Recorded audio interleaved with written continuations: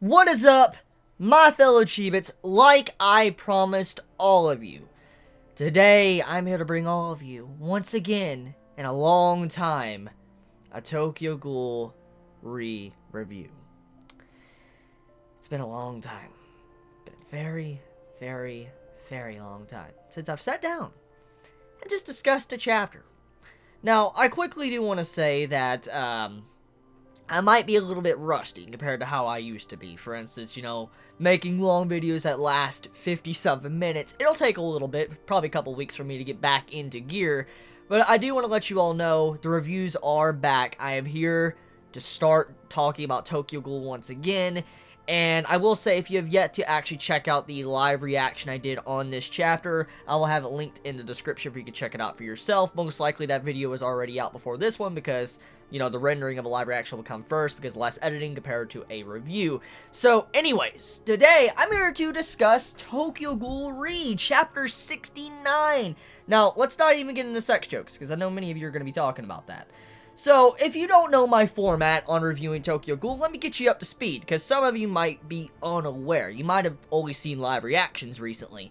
So, I usually start off with the first page of a Tokyo Ghoul chapter. I go panel by panel, discussing and breaking down certain things that are going on, and just discuss my overall thoughts, theories, stuff like that on the chapter. Sometimes the videos can be 10 minutes, sometimes the videos can be 20 minutes, sometimes the videos can be over an hour. It's happened, believe me. I mean, some of you Chibits know if you look at the Tokyo Ghoul playlist. So, yes, let's talk about this chapter, which there is quite a bit to discuss, but I don't believe this video, will be that long. Now, I've said that before, of course, but I just don't truly believe this video will be as long as others, just because a lot of this chapter is battle-oriented. I mean, there's a lot of action going on here and there, but there is a lot of meaning that I could pull out of this chapter, which I do need to discuss. So, let's start off. So, the first page, we have a flashback. We get to see Heise, Sasaki, and Arima have a conversation. Now let me read the panel. Heise, once more. And then Heise responds, but I can't stand Arima.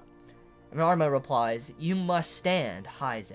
If you don't, black panel, to me, you will ... Now, it's not really said what Arima is trying to say to Kaneki. But if we look at this panel on the bottom, on the first page, chapter 69, you see pillars and flowers. Now, we know flower symbolism. We've seen it a lot in Tokyo Ghoul. Ishida loves using flowers. He loves symbolism. I've discussed this many times over on multiple different videos. I mean, I have a giant freaking Tokyo Ghoul playlist that has videos dedicated just to symbolism. So, I think we all understand the importance of these flowers, or this final panel on the first chapter. And when you see this to win, Arima's like, you must stand Heise. If you don't, to me, you will. Apparently what that I'm thinking Arima's trying to say is, to me, you will die. And it kind of goes along and correlates with what, Kaneki currently wants to do. He wants to die in style. And Arima's saying this like, to me, you will die. It fits with this panel perfectly because it's, the V14. It's the exact same conclusion at the end of Volume 14 of Tokyo Ghoul, the final part of Tokyo Ghoul Part 1, where Kaneki was pretty much destined to die, where a bunch of ghouls died, no ghoul shall pass, V14. And when you see this right here, it makes you instantly think of death. That's instantly what I think of. So, if you don't stand, to me, you will die. That's what I feel like Arima's trying to imply to Heise Sasaki, and probably beat it into his head that, Heise Sasaki will die if he, turns against CCGV and stuff. Okay, so now explain. Let's go to the next page. So, I guess the second page, if you're not counting the, the cover page. So, the second page, Hinami is walking up. And this is after the meeting of last chapter, chapter 68, which was very fucking emotional. Oh my god. That fucking last chapter. I made a video on that on Monday, and many don't seem to realize what I'm trying to get at when it comes to that video. Some might not understand. Now, I want to briefly talk about that. This is actually one of the main subjects I want to talk about when it comes to this chapter. So, Kaneki is still becoming his mother. Still. Now, many were mistaking what I was saying and were probably thinking like I was trying to imply that Kaneki's going to abuse Hinami and beat her. No, I did not say that. What I'm getting at is Kaneki is once again still becoming his mother, where he hurts himself for the sake of others, or, does things like his mother. Like, he becomes the very person he didn't want to be, his mother. That was one of the main things about the revelation of finding out that Kaneki's mother abused him. And you see constantly these, correlations between the black goat's egg and Kaneki and the mother and stuff, and the situation between the family. You see a lot of similarities. And when I was making that, showcasing how Kaneki is manipulating or twisting Hide's words, and he's still going down this suicidal path, this path that shows he's still a coward, he's selfish, he doesn't care, he's just doing his own things he cares about, it kind of once again showcased and pointed that out in the latest chapter. Now, this chapter, once again, brings up another piece of dialogue from the mother of Kaneki, and what Kaneki said about his mother. So, Hinami walks up, it's like, oh, and then slaps Kaneki. Fucking hard slap to the face.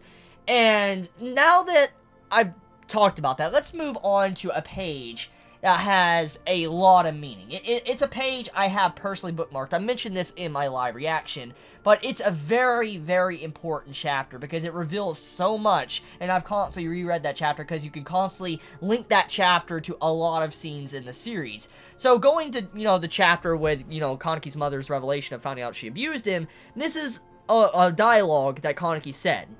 I really was beat a lot by the people I loved most. That is what Kaneki said about his mother or people. For instance, I really was beat a lot by the people I loved most. So people smacked him, hit him, punched him, whatever. The people he cared about the most did that stuff to him. And if you think about it in the past, Toka also did similar to what Hinami just did in this chapter. And then Hinami does it again. Now, let me explain why this is a very, very dark moment. Why I'm bringing up this at the moment is because we know Kaneki's mindset. He wants to die in silence. The last fucking chapter, he even says. He's going in, he's trying to do whatever he can to save Hinami at the cost of his life. It's his last job, quote unquote. And he just wants to die to save another. Kind of like Hide, but he's manipulating Hide's words in a way to where he's putting his spin on it, his own selfish nature onto it, where he can die. And seeing it like this, I understand where Hinami's coming from, because she understands that Kaneki's being exactly like how he was at the end of part 1. He's being very selfish, and he's just trying to do a repeat of his constant mistakes he's done in the past. And Kaneki doesn't really realize this, but I think also, in a way, he's allowing Hinami to abuse him because he feels like that's the only way. For instance, remember what I've said? Kaneki was already broken. Before we even met him in part 1 of Tokyo Ghoul, the first chapter, he was already a broken, sad little boy. He was already broken. And with finding out about this, we know he recently just remembered all this. He finally woke up from his dream, him hiding the truth from himself. He now remembers what his mother did to him, and he remembers this mentality that his mother ingrained into his very being. For instance, like, oh, the people that you love most usually beat you, and that's kind of what he was thinking. And with Toka doing this, he cares about a lot for Toka, and then now Hinami doing this, and he's doing all this for Hinami when she does this, and once again solidifies the fact that, once again, Kaneki's getting abused by the people he cares most. For instance, Hinami. Now, like I said, Hinami didn't do that in a malicious way to where she wanted to, afflict some form of mental damage to Kaneki, or make Kaneki once again realize that he was correct about his thought process on his mother and different things. But it's not good. In the way Hinami reacted, I understand, but with Kaneki getting hit, it's actually very bad, because it shows that Kaneki, once again, him being suicidal, it just goes along with the path he's taking. I mean, right now, at this time, he's mentally broken. And that's kind of been his entire character. He's always bottled up these feelings, and he does not care for himself. Like, let's go to chapter 120 of Tokyo Ghoul Part 1. You can find it for yourself, pick up a volume or whatever, but it's chapter 120 in volume 12 of Tokyo Ghoul. Now, I want to read from page 6 onward, and this is a conversation between Toka and Kaneki, white-haired Kaneki. Now, as we know, Kaneki's been lying to himself for a very long time, and white-haired Kaneki was kind of a step towards becoming his mother. For instance, white-haired Kaneki was pretty much Kaneki's mother, a person that was very selfish, or a person that just, was Kaneki's mother, and Kaneki never wanted to be that person, but Jason forced him into that situation where he became the very person he didn't want to be. Okay, so let's look at this. I don't know. Will joining hands with the manager help me reach my goal? This is what Kaneki's saying. Or not. And Toka replies, and what is your goal? And Kaneki puts his hand together. He's like, I want to protect everyone. Which we kind of known about that for a while. I want to protect everyone. Hinami-chan, Banjo-san and company, Hide, and also you too, Toka. I don't want the people important to me to be snatched away. So I'll pluck them. Listen to this dialogue closely. The sprouts which are in the way. So when he says, so I'll pluck them, the sprouts which are in the way, for instance, he will crush anyone in his way that gets in his way of protecting the people he cares about. And you see Kaneki snap his finger. And this is very similar to what he did in the recent chapter when he flipped that switch. He cracked his fucking finger, and then you saw this evil face where he sets in motion what he has to do. That's kind of like him flipping that switch and doing whatever he has to do to protect the people he cares about, even at the cost of his own life. He doesn't care about his own self, his own being. He just cares about everybody else. Now, moving on, Toka's silent, and she's like, whether you're protecting or plucking, who are your opponents? Ogurdy? The doves? Ghouls? Humans? Everything? Such an endless thing is your goal. Besides that, everyone doesn't belong to you. There is no reason to be protected by you. This is what Toka's saying to Kaneki. You're pretending that you're thinking about others, but in the end, you're just thinking about yourself. Truthfully, it's only that you don't want to be alone.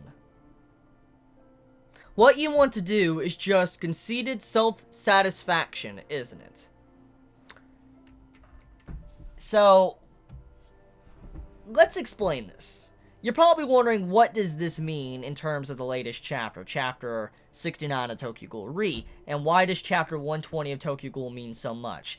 This is actually the first time we get a real outlook on the personality of Kaneki, when Toka mentions how Kaneki really is, but Kaneki brushes this aside. There's more to this chapter, which I'll read in a second, but I want to take a moment to discuss this. Let's move back over to chapter 69. So, what this means is that Kaneki, he's just pretending that you're thinking about others. Like, Toka's saying, you're just pretending. You're pretending that you're thinking about others, but all you're out there for is your self-satisfaction on what you accomplish. For instance, saving someone at the cost of your own life. For instance, showing that he doesn't care about himself, and he just wants to do anything he can to help others. And it's very selfish. It's a very selfish outlook. This has been brought up once again later on in Part 1 of Tokyo Ghoul, and been also brought up in main focus in Part 2 of Tokyo Ghoul Re. And I love this, chapter so much, because it kind of just correlates so much with the latest chapter, and, fucking Kaneki's mindset, manipulating what Hide said to him. He's using Hide's words and twisting them in a way to suit his needs, what he wants to do. And Hide, I don't believe, ever wanted Kaneki to do what he's doing. Die for someone else. I don't think Hide wanted Kaneki to do that. The reason why Hide went out of his way to save Kaneki, let's just throw out there, if Hide is in fact fucking dead, okay? Let's just say that. Let's just say Hide is dead. I do not believe Hide, if he did sacrifice himself, wanted Kaneki to repeat exactly what he did. He didn't want Kaneki to go save someone and die when there's other options to save himself as well. And I mean, the main reason why Hide went out of his way to save Kaneki was because he cared about Kaneki. He wanted him to care about himself. Like, let's pop up the last chapter, okay? Let me pop up chapter 68 real quick, okay? I'm gonna have to back up a little bit just to read some of the dialogue. Let's see, page 13, okay, here it is. Page 14 of Tokyo Ghoul Re, chapter 68. Kaneki, I want to save you, the scratch. Now, you can say whatever you want, I made a video on that. He's like, eat me. Hide, what are you saying? There's this crazy guy just beyond here, so Hide's talking to Arima. You can't run. You will lose there. You might even die. That's why. I'm gonna show you that you're worth saving. Worth living. Can you give it your all just one last time? Pretty much this line right here. I'm going to show you that you're worth saving. Worth living. Hide, he's laying down his life to let Kaneki realize his life is worth something. It is not worth going out of your way to kill yourself. It's not worth that. Your life is worth so much more. And that's what Hide tried to nail into Kaneki's head, but he didn't get that. He's manipulating the final lines of what Hide said into his own selfish goals. Which brings us back to the latest chapters and chapter 120. Let me back up now. Let's see. Back up. Okay. So, with the slap and all that, Kaneki, he doesn't care anymore. He doesn't care about himself. He doesn't care that he gets slapped. He thinks it's normal. He thinks it's normal to be slapped by your loved ones. He thinks it's normal what he's doing. And he doesn't care about anyone else or what they really think about the situation. He's just going out there to suit his own needs. And he's not really facing what others really think. Now, let's go back to chapter 120, okay? After, what I talked about. How it's just conceited self-satisfaction, isn't it? And then Toka says, just like an idiot, and then she smiles. Now, this is what Kaneki says retort to what Toka says. You are disagreeing with me, aren't you? Toka replies, yes, I am. Now, like I said, this conversation is pretty much what is going on right now in Tokyo Ghoul Re. Yes, I am. Because you are wrong. And then Kaneki puts his hand on his chin. We know he's lying or hiding something. Well, that's okay. You, Toka realizes, have to leave me alone. So, this right here, Toka knows, he caught on to the game. Like, for instance, Toka says, because you're wrong. That's what she's trying to say to Kaneki. Make him realize his way of thinking, what he is doing, is wrong. He doesn't care about anyone else. He's just, trying to throw that out there. But actually, in reality, he's just doing his own self-goals and being selfish to just lay down his life for the sake of others. And then, when Kaneki says, well, that's okay, you disagree with me, he's really against it. He's like, well, I'm not actually okay with you disagreeing with me. And he's like, you just have to leave me alone now. And then Toka goes over, tries to punch Kaneki. Tries to punch him. And then Toka's like, don't make fun of me. She's just going all out and trying to hit him. And then Kaneki's like, stop it, Toka. And she's like, shut up. They're just going back and forth. Kaneki's just dodging, but she's trying to hit him. And it's like, arbitrarily decide that you have to live by yourself. So, Toka's trying to nail it into Kaneki's head that he needs to live by himself. He needs to live for himself. He doesn't need to live for someone else. His life has meaning, but Kaneki does not realize this. And Toka knows the truth about Kaneki's personality. Eto most likely does as well, but the way Toka went about it was the first time we had, conflict with this personality, or how, Kaneki views himself. And I don't think many of us really realize how important, how very, very, very important this conversation will have, or would have had, until this very point. And it just surprises me how great the writing of this series is. How you could just go back and read it and see these scenes that, go along with the current events. So very good stuff right here. Just, having Toka, trying to make Kaneki realize you need to live for yourself. Now, that sort of worn out, gloomy face like a hero from a tragedy is an eyesore. That's what Toka's saying. There's no way that a guy who can't even protect himself can protect others. Right?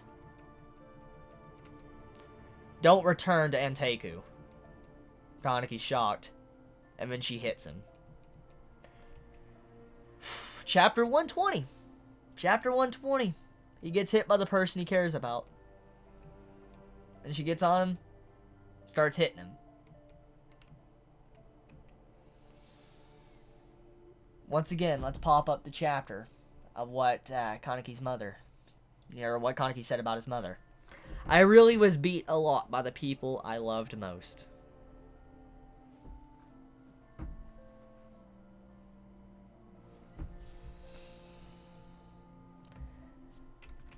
That's crazy, ain't it? That's fucking crazy. There's no way a guy who can't even protect himself can protect others. True words right there. Kaneki can't even protect himself. He's just laying down his life for the sake of others, but he can't even protect his own self. My point stands. I think I've covered that quite a bit. Okay? So, that is the reasoning behind the slap and why it has so much weight, so much meaning. And the mindset of Kaneki, he's still suicidal. He's manipulating Hide's words. Next page. Now, Hinami's like, I'm happy, Ani-chan, but why did you come? More than that, I am sad. Aren't you just going to do the same thing again? You're an investigator, aren't you? So Hinami's upset. She's very upset. Like, the best way to look at this is, it's logical. I mean, Kaneki's repeating the same exact mistakes he did for Anteku. When he went there to the Anteku raid and he was trying to save everybody at the end, he was going to lay down his life, he's doing the exact same thing when he was sacrificing himself. And Hinami realizes this. She now sees the truth about Kaneki's personality, just like Toka, and probably just like Eto. And when she's crying like this, she's all upset with how he feels after she slaps him and asking, why would you? Kaneki doesn't even reply to her. He just puts his head down. You don't see his eyes, but then you get a close-up on one of his eyes. And he's like, this is my last job. I will save you, Hinami. And then I will die by Arima's hands. Once again, like I said, selfish goals, manipulating Hide's words, and then also not being able to protect himself. How can he protect others if he cannot protect himself? So yeah. There you go. Chapter 120 links to chapter 69. Okay, so let's see. I will save you, Hinami, and then I will die by Arima's hands. He will surely come. No one can stop him. And pretty much Kaneki is talking about Arima. Arima is just straight up one-handing fighting Ayato and everybody else. He's just kicking fucking ass. And obviously, this entire fight is very straight to the point. Like, it's really obvious. I don't think I really need to dive into these fighting panels much. Ayato's dodging. His life is on the line. Arima is an unstoppable force that has incredible reflexes. They can barely stand up to him. He's kicking fucking ass. Using one hand. I mean, it's everything you would expect from Arima. So I don't feel like I need to really explain these, panels. I mean, I think it's very straightforward. So I'm going to kind of just, brush over them real quick. I mean, overall, the fight is very one-sided. And Ayato looks like he's just legit about to die. And then we have a different scene pop up, which this is the scene I want to talk about. The invading ghouls appear to be led by Rabbit. Rabbit, as we know, is Ayato. In addition to Rabbit's Ogiri grunts, for whatever reason, the gas mask group from Ward 6 is here as well. So the gas mask group, which was with Banjo, is also with Ayato, and they're currently fighting. They're aware of the situation. For instance, the ghoul investigator, CCG, and, the people that are leading the prison are all aware of what's going on, and they know who's there, what type of organization stuff. They already understand, and they got all this information they need. Now, the escape ghouls are joining their ranks and wrecking havoc, which I talked about in my live reaction. When, ghouls are getting let out and stuff, obviously they're going to start wrecking havoc, causing problems, because it's going to start a prison riot, and then the entire situation's going to get out of control. And then the people are asking the directors, like, what should we do? Rabbit's plan is exceedingly sloppy, so pretty much this guy, he's just straight up putting down Ayato, saying he's incompetent and he can't really plan properly. He's not really doing a very good job with, attacking the prison. It's actually Kaneki doing all the work. So forget about him as soon as possible. We must take care of Sasaki. Now, the prison is also a part of my body. My stomach, he's pretty much nauseous. That's exactly what he's saying here. And when I hear my stomach is nauseous, okay? When he's saying this, I was wanting to talk about this in my live reaction, but I decided to hold it back for this review. When he says this stuff, it makes me think about the panel what Eto said to Furuta. When Furuta's like, who's the one-eyed king? Where is he? I want to know more. Who is your supposed king? And Eto's like, in your bellies. Now, there is many interpretations of this. The king is about to be born, to maybe the king is about to be born from, a person. Person's about to be born to be the next king, for instance, Kaneki, or any other theories people have, like Hide and stuff. Or there's a possibility that Eto might be pregnant, someone else might be pregnant, about to have the king, or, different things like that. And then we have this, how the prison is being symbolized as the stomach. So what this means is that the One-Eyed King most likely is about to be born in the prison, in the bowels of the prison, probably the lowest floor. Now, this can mean a variety of different things. For one, we have multiple candidates that were a part of who is the One-Eyed King. We have multiple in there. We have Arima, we have Furuta, and then we have Kaneki. And then Ato's also there, but she's kind of like a stand-in. I've discussed this. And then there is a possibility of other people that, unsurprising, like, we could have other people that could pop out to be, like, fucking the One-Eyed King, which, oh my god, fucking Yomo, what the fuck, Yomo! Oh my god, I'm gonna talk about him in a moment, fucking Yomo, dude, holy shit. So, yeah, I mean, I feel like this has a lot more meaning right here, that, the stomach, or the prison being symbolized as the stomach, might mean that you know, the One King's gonna be born here. Okay, so allowing these vermin to run amok is making me sick. That's what the director of the prison, like the prison warden, is saying. Close the open gates, and smoothly and orderly begin to fill the prison with the gas from top to bottom. My Kagane, no need for mercy, exterminate them all. So, pretty much, the warden's like, kill everybody. Any fucking ghoul that's walking out there, I don't care if they're prisoners, if they have a lot of information, whatever they are, just kill them on sight. It doesn't matter. Exterminate every fucking ghoul that's left their cells. Exterminate all the members there. Don't even capture them. Don't even try to find out information how they got it. Just kill every single person that has walked into this prison. So that's pretty much the main objective right now. It's an extermination. Not even trying to get information. Just killing every single prisoner that's running out of their cells or anyone that's came from Ogre Tree in here. Kill everybody on sight. Okay, forgive me on that. I had to change my batteries. It was pretty much died on me, so forgive me for that. Page 11 of Tokyo Ghoul Read Chapter 69. Banjo is getting notified of the gas coming in. And his reply to his squad, stop fighting for now, make sure you don't inhale that stuff. Follow the plan, go deeper. So this lets us know that Banjo and Ayato and stuff, the plan they had, it's still going according to plan. Even though the gas is coming in, we know what the gas can do. It can make it to where, you know, your Kagane doesn't work. You can make it to where you just don't have physical strength to fight back. And the extermination of what, you know, CCG and the Ghoul Warden and all that, what all they're doing right now, it'll be relatively easier because they just go in and slaughter every ghoul that's on the ground and can't fight back.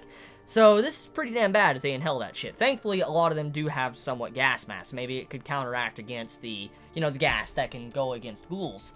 Thanks to what happened to Naki, we now know what inhaling that gas does.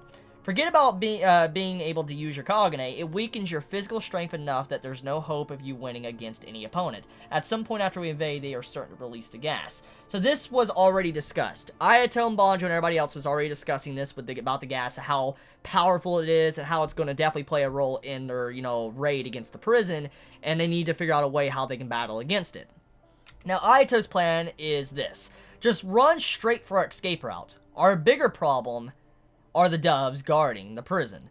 Now, that has already been kind of explained. So their first goal is just to run to the escape route. That's their first objective and their only objective. If the gas comes in, run to the escape route. So, yeah.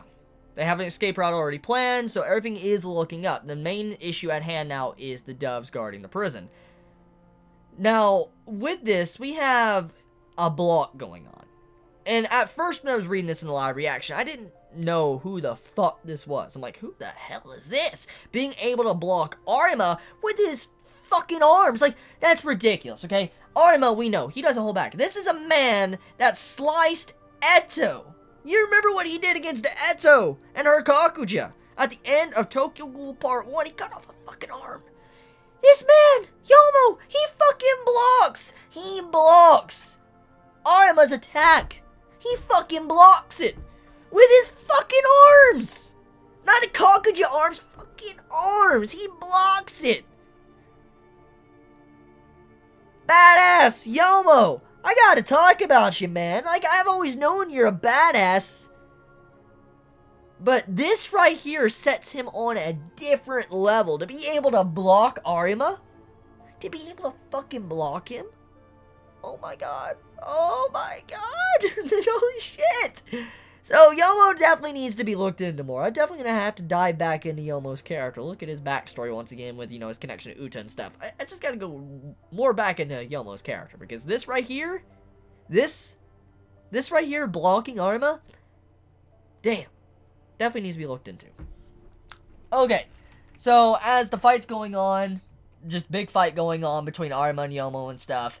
Now, Gate 3 has been opened. Now, Gate 3, that means they're getting further down. Gate 3's been opened, and they're, you know, being announced on the radio or the intercoms. All available staff on the floor move to intercept. I repeat, all available staff on the floor move to intercept. And when you have it to where Ogiri and them, they jump down off the railing, and Arima's still there just looking down at him. So, he's not chasing, which is very strange. Arima is not chasing him, which he could. I mean, look what he did against Eto. Remember when Eto jumped off the skyscraper and she was going down with her father? Remember what Arima did, which was the most surprising thing at the end of Tokyo Ghoul Part 1 besides the Kaneki stuff?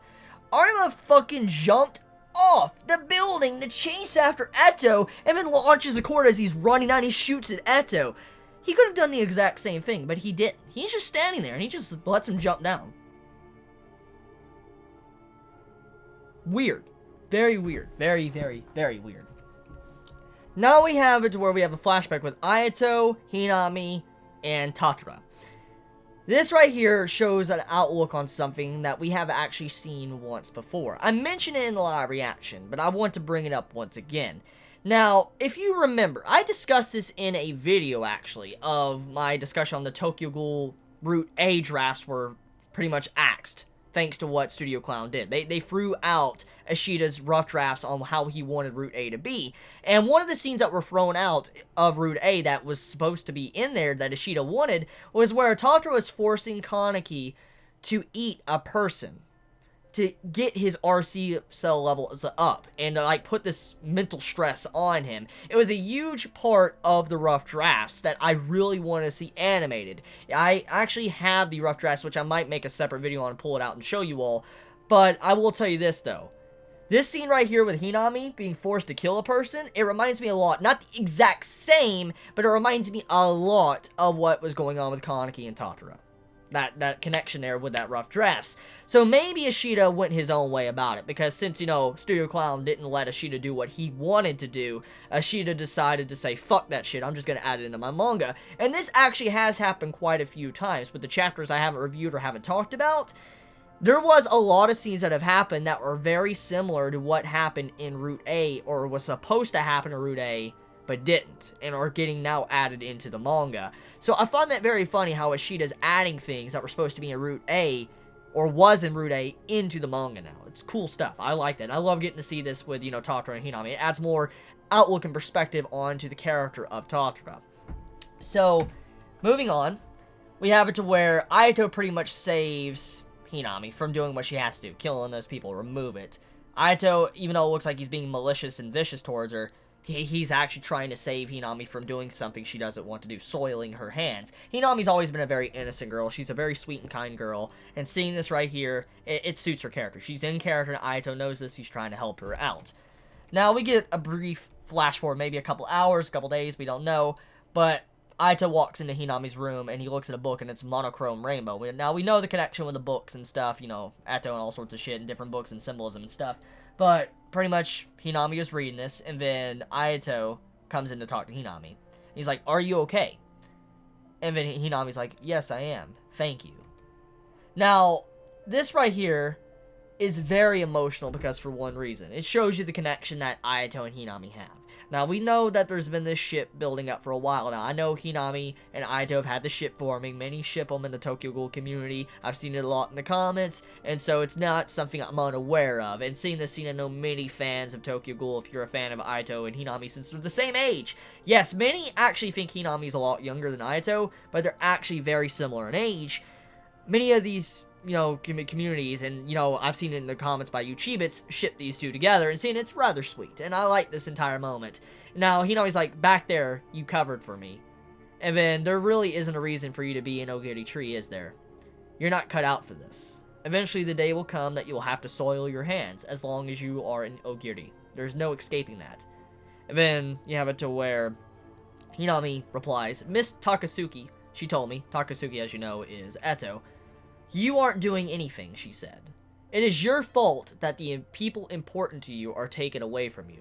Your fault that you are weak. Now, this scene right here is very powerful stuff, because I wanted to pull up a panel. Let me find my panel real quick. And I want you all to realize why this scene right here has so much weight. I want to read it. It's from the conversation Urei and, you know, Kaneki had when, you know, Shirazu first died. You had it to where Urei is saying, had you returned sooner? Shirazu wanted to meet you. Had you returned sooner? And Kaneki quickly cuts him off and says, is this my fault now? Who was it that was fighting alongside him? Urei. Low losses in this world are due to a lack of ability. If you want to curse something, curse your own weakness. And then Kaneki walks off. Now, this right here, if you want to curse something, curse your own weakness. Let's read this line again, what Eto said to Hinami. It is your fault that the people important to you are taken away from you. Your fault that you are weak. So this is kind of very similar to what Kaneki said to Ure. What Eto said to Hinami. Very similar dialogue. It worded a little bit differently, but very similar. And that is some crazy shit right there. Very crazy shit. And Hinami's learned from this. And I'm willing to bet Ure will learn the same way. And then Hinami says, and she's right. Mother, brother, that's why this time I'm going to save them, I thought. But it's useless. I'm still as weak as ever. She cries. Shows how she feels about the situation. She's very emotional and she wants to do something. Anything she possibly can. I wish I was strong. You're not weak. That right there is some good shit. That's some very good shit. Just seeing Ayato and Hinami have that moment. Very good stuff. I love that. You have it to where Toka reveals that she's been in this raid the entire time against the prison. Toka and Yomo have been there. So the Mass 33, everybody was speculating, theorizing, so many theories. I saw so many in the comments from you Chibits on YouTube. So many of you were talking about who this mysterious Mass 33 is. Some were even saying it was possibly Hide. But nope, it is Toka. Damn.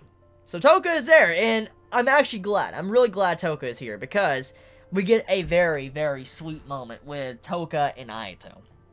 And this moment has been something I wanted to see for a very long time. These two have always had a very complicated relationship between each other. We know this. I mean, with the entire, Bone situation, what Kaneki did to Ayato, and what Ayato was doing to his sister in the early parts after Kaneki got tortured by Jason, we know they've always had this complicated relationship. And we know Ayato does care for Toka. We know for a fact he does. We've seen it time and time again. And we know Toka realizes this, and Toka also cares for him. But they've had this, family problems. Now, Ayato's like, why are you here? And then Toka's like, we said we'd come with you, and you said we could, didn't you? We want to save Hinami just as much as you do. Do you have any idea where we are? For instance, Ayato, he's getting worked up. He's getting really upset that his sister is there, because they are in the middle of a Ghoul prison. You know what that means. If they get captured, they both can die. And he doesn't want his sister to die, because he tries to protect her. And if she dies, shit's gonna go down. At this rate, what Ayato's pretty much saying is, at this rate, you'll get captured, or worse, you'll die. Now, you have it to where Toka says this, which is a very key scene of this chapter, which correlates with the beginning of this chapter with Hinami slapping Kaneki, and also what Toka did to Kaneki in the past. But it still does not fit right, because it kind of doesn't really balance well with what Kaneki's current mentality is, with his suicidal thoughts and how he doesn't care about himself. This is what Toka says. If this would have been anyone else that she would have said it to besides Kaneki, it would have had a lot more weight. It actually has a lot more weight since it is to Kaneki, but it does not apply to Kaneki, because Kaneki can't be handled in that exact same way. So let's read it. When you lose sight of yourself, someone's gotta come by and give you a good cheek slap. Otherwise, you'll never come to your senses. For instance, you just need to have your senses knocked into you. You need to realize what the fuck you're doing wrong. And Kaneki's not like that. He no matter what you do to him, you can beat him up all you want. He's not gonna listen. Toka tried to do this. Hinami slapped him. He's been abused by his mother. No matter what people do to him, he does what he wants to do. That's it. His own self-satisfaction. And this word of dialogue cannot be applied to Kaneki. It will not work for him. That will not work, no matter what. So, if this would have been for someone else, it would have worked. But Kaneki, no, it will not work. Ayato, you don't need to keep overreaching. You've grown tall enough. Saying he's grown mentally and physically. Rely on others for a change. Stop worrying about me. And go protect Hinami. I mean, he calls his sister stupid sister. So this shows you how they're making up as family, brother and sister. Like, they're both forgiving each other. They're moving on past their past mistakes. And he's telling Ayato to let go. Stop doing everything you can for just me. Worry about Hinami. Worry about her. I love that scene. Very, very beautiful scene right here from, Ishida Sensei. I love this connection with, Ayato and Toka. Say what you will about Toka. Say she's useless, whatever. You can put her down, whatever. I will say this. This right here is a beautiful scene. Probably one of the best scenes with Toka in the series. One of the personal best. I love this scene. I love this scene. Next page. Okay, so there's more dialogue going on here. Your body, it's not grown numb, has it? Who do you think I am, you shitty kid? Now, after that, we go into the conversation with Hinami and Kaneki running away, getting out of the prison cell. Yeah, of course, you know, Hinami's running after Ani-chan. Ani-chan! The upper levels are filled with guards. How are we going to get out of here? There's a loophole. It's going to be a bit dangerous to open, but as long as we make it there. And Kaneki's shocked. He's like, Associate Special Class. Carting around incarcerated Ghoul at a time like this, whatever are you up to? And Furuta smiles. Okay, so, this scene. My quick thoughts on this. I do not believe Furuta and Kaneki are going to fight. I don't believe it. I don't believe they're going to fight. Let me explain.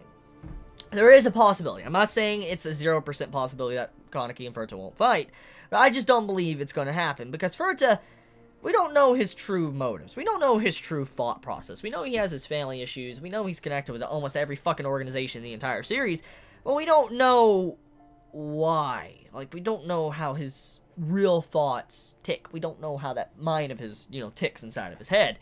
And I don't believe with how he's acted, how he's been so important, how he wants to find the One-Eyed King, how he's been doing all these different things behind the scenes, you know, with the doctor, and then, you know, Kaneki fucking him over, and then Rize's connection with him, and all this other type of shit. I just do not believe Furuta's gonna fight him. There's probably gonna be something else here. If there's anything that's gonna happen, I believe that Furuta is going to kill Hinami. If there's anything that is going to happen, Furuta will kill Hinami and then run. He might put up an act, because as we know, Furuta is an actor. Sota. He knows how to put on a mask. He knows how to act. He knows how to get into your good side. And him acting like this, even though Kaneki's aware of it, who knows? He might be able to play Kaneki in a way to where he can get on Kaneki's good side, and then when Kaneki turns his back, Hinami's neck gets fucking slit. And that's a possibility. Now, is there a possibility maybe Furuta might help Kaneki escape? Maybe. Maybe. It's a possibility. It is a possibility. And that's what makes this scene so eerie. Because you don't know what Furuta's going to do. He's a character you can't really peg if he's a good or bad guy. Well, no, I'm sorry. He is a bad guy. I don't even know why I would say he's a good guy. He is a fucking bad guy. What he has done is what a villain does. But we don't know if he is a type of villain that is working for someone else's side, or does he have this own motive that he's trying to accomplish? Will he allow Kaneki and Hinami to leave just to fuck over someone else in the long run? For instance, CCG and stuff. Many questions I have. We do know one of his goals pertains to the One-Eyed King, so maybe he will help them out to try to make the One-Eyed King appear. So, yeah, very creepy, because we don't know exactly what Furuta's going to do next. He could do anything. He could try to attack Kaneki, he could try to kill Hinami, could try to help them out.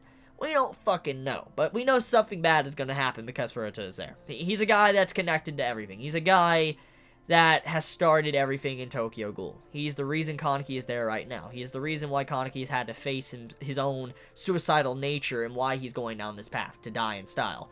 He is the reason for it. So, with that being said, that's pretty much this chapter. It's been a while since I've done an actual review on the chapter. I know I'm a little bit rusty. Please forgive me for that. I'll try to be better next time. Let me know your thoughts in the comments below. And I love you all so much. Very wonderful chapter. Chapter 69 was definitely a glorious chapter. Please be safe, everybody. Chibi out.